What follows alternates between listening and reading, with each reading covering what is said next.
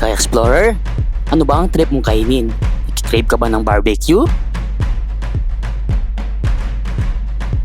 O di kaya mga grill foods? Batok-batok? Sizzling foods? Meron din silang mga all-day breakfast dito. Chicken wings? Bakute? At ang pinagmamalaki na lang, seafood Cajun. Talaga namang mapapa-extra rice ka. Magkakaroon din sila ng fresh oyster, baked oyster, at ang nagtitrending ngayon kay Explorer, ang grill balut. Kaya samahan nyo ako mag-food trip kay Explorer. Tara na at pasyalan ng Condor's Street Style sa Capas Tarlac.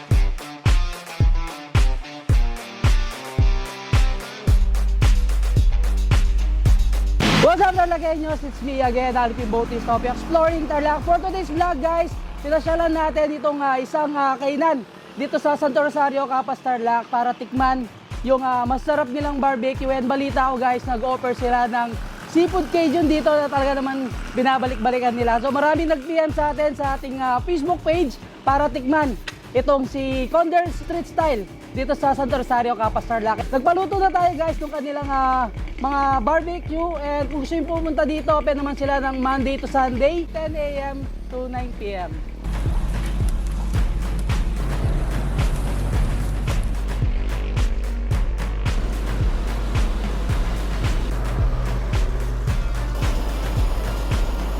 Landmark guys, kung gusto yung puntahan itong Condor's Street Style dito sa Santo Rosario, Capas Tarlac. Itong plaza mismo ng Capas or yung Barangay Hall ng Santo Rosario.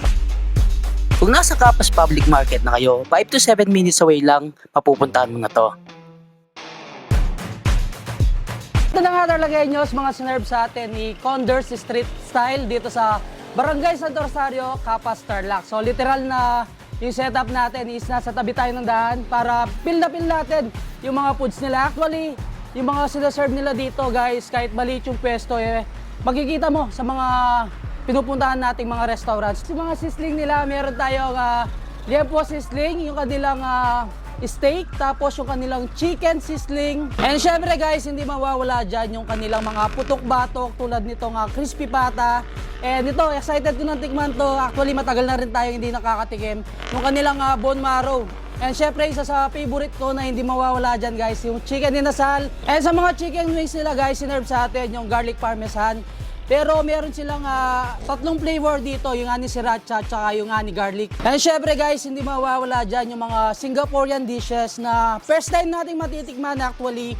Tulad dito bakute nila, may mushroom sa taas, spare ribs yung meat niya. And syempre guys, nag-serve sila ng mga all-day breakfast tulad nung silog, bang silog, pork silog. So mamaya titikman natin yung kanilang bang silog. Meron din naman sila dito yung favorite nating tapas silog.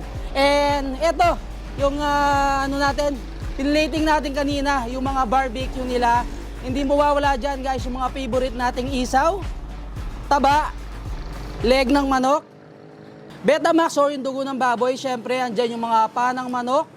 Yung napakasarap nilang naman kanina guys, natikman na natin.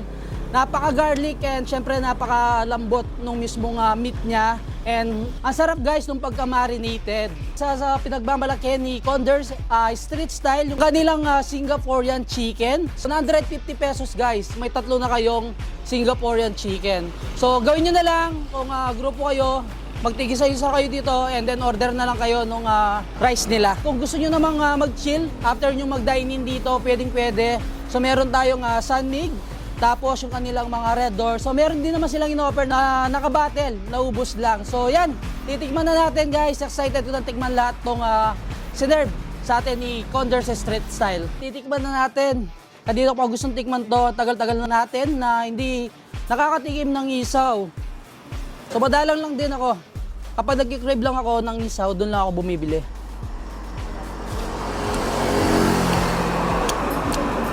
Actually guys, sa Pampanga, may isang place doon na talagang binabalik-balik ako yung barbecue nila. So dito, kanina habang piniprepare talaga yung mga foods, tinitikman ko na sila.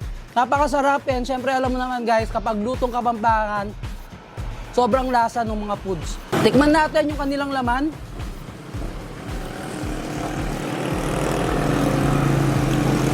Kasi sa gusto ko talaga sa laman guys, sa barbecue is mabawang siya. Ang sarap ng pagka-marinated. Promise guys, kapag natikman nyo yung kanilang sauce, sigurado ito yung babalik-balikan nyo dito sa Condor's Street Style.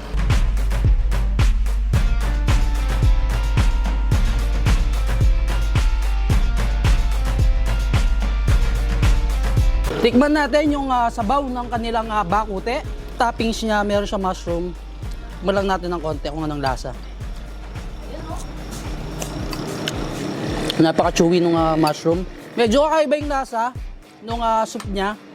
Yan, kung mahilig kayo sa mga Singaporean foods, try nyo itong kanilang bakute. Yun, napaka-tender nung laman. Sobrang lambot. Titikman na natin, isa sa favorite natin, yung putok-batok na bone marrow. And napaka-garlic na sa toppings niya. Ayan sa taas. Napakaraming garlic. And syempre yung rice niya guys, meron din siyang garlic. Iwas taas ng presyon.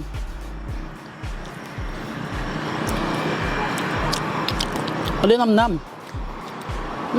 So next natin titikman yung kanilang Singaporean chicken. For sure guys, curious din kayo kung anong lasa nito. Tanggalin na natin sa stick. Oops. So ito, meron tayong sauce dito natin i-dip. So name daw nito ay sambal sauce. Actually natikman na natin kanina. Super spicy pero nakakaga ng kumain.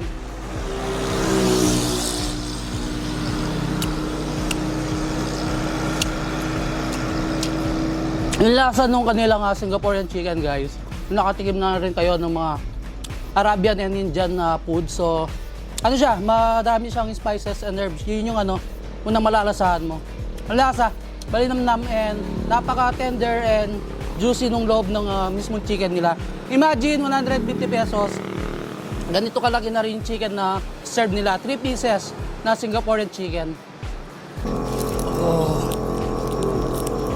And syempre guys, hindi naman tayo papayag na hindi tikman yung kanilang crispy pata. So lagyan natin ng sambal sauce, tapos syempre yung kanilang napakaraming sibuyas. So ito, pangontra. Alta presyon.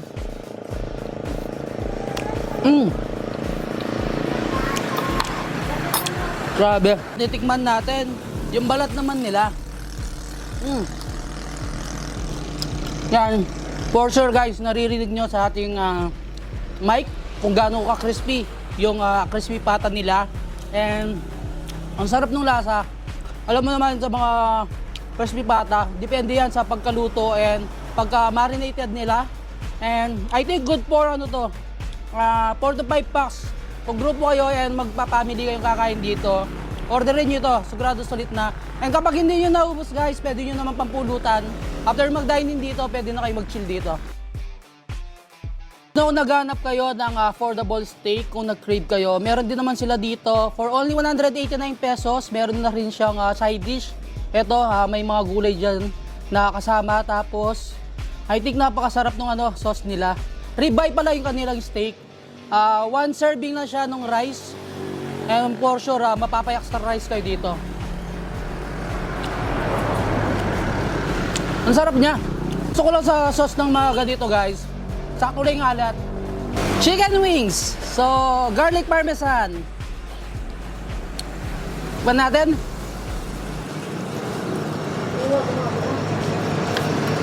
Ang sarap ng lasa. So, isa sa talaga sa gusto ko sa mga chicken wings. Crispy outside and juicy inside. So, habang kinakain mo siya, may crunch yung balat niya. Next natin titikman yung kanilang chicken inasal. Kakamayin na natin to. Siyempre masarap kinakain chicken inasal kapag kinakamay. Oops. Siyempre lagyan muna natin ng chicken oil. And yung rice natin, may garlic siya sa pinaka-top niya. Damihan natin yung garlic. Masarap dito, may garlic talaga.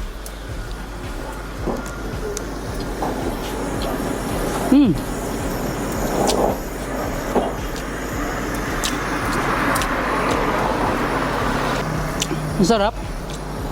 natin titikman yung kanilang pinagmamalaking seafood Cajun. Actually, before pa maging Condor's Street Style to, nag-order na tayo ng kanilang seafood Cajun. So, tikman na natin. Yung seafood Cajun guys ng Condor's Street Style, kahit yung sauce pa lang ulam na. Yung sauce niya sakto lang alat, may tamis, and yung pagka-spicy niya, ang sarap. Ang sarap ng combination kapag kinakain mo siya. Para lalo kang ginaganahan dun sa mismong seafood Cajun sauce niya. Ang sarap. Ang taba ng alimasag. Oh. Siyempre meron siyang squid. Yung kanilang taong, ayan, nalaki. Hindi kumpleto yung seafood Cajun kung wala siyang hipon. Kung gusto pa rin yung mag-order dito, sa seafood Cajun nila, meron silang mga package na ino-offer. Or pambarkada package, pang-family package. So meron silang good for 10 packs worth 1,500 pesos. Pero yung a la carte nila, nagsaserve sila dito 249 pesos. Matitikman mo na yung masarap na seafood Cajun ng Condor's Street Style. So ayan guys, no, tatapos na natin lahat. Tikman yung mga sinerve sa atin ni Condor's Street Style. Check muna natin guys yung menu nila para alam nyo kapag pupunta kayo dito, ano pa ba yung mga sineserve nila. So meron silang mga appetizers tulad ng nachos, fries, cheese stick, and kung may mga kasama kayong kids, pwede kayong mag-order nito. Tapos meron tayong mga main course, yung mga ibang sineserve nila dyan. Ito, isa sa mga favorite natin guys, yung crispy kare-kare with ox strip. Tapos ito, crispy pata, orange chicken, and meron tayong whole crispy chicken na sineserve dito. Sa noodles and pasta, meron din naman sila dito guys. So meron tayong spaghetti, soy chicken, ramen, japchae Filipino twist, and rice toppings natin for katsu, chicken katsu, chicken teriyaki, and syempre hindi mawawala dyan guys, isa sa mga favorite natin dito kay Condor's Street Style, itong kanilang Japanese fried rice. Dessert, isa sa mga pinagmamalaki ni Condor's Street Style, itong kanilang mango sticky rice, and syempre yung kanilang halo-halo. Pasok to guys, lalo na magsa-summer na. Hanggang dito na lang, don't forget to subscribe, like, comment, and click the notification bell para updated kayo lahat sa video ko. And syempre, huwag niyong kalimutang i-share ang video to para malaman din ng ibang Katarlaqueños natin dyan. Especially guys, lahat ng mga taga Santa Rosario or mga kapasenyos na malapit dito sa may barangay hall ng Santa Rosario. And alam nyo yung covered court and plaza ng Kapas, alos tapat lang siya. Lipat daan lang, makikita mo na itong Condor's Street Style. Maliit lang yung pesto pero guys, yung sineserve nila the best, napakasarap and napaka-quality nung lasa, affordable syempre. Gusto nyo pa-deliver, pwede naman kayong mag-direct ng PM sa kanilang Facebook page. So inulit ko, Condor's Street Style, ilalagay naman natin sa description yung kanilang contact number. So until our next vlog, peace out!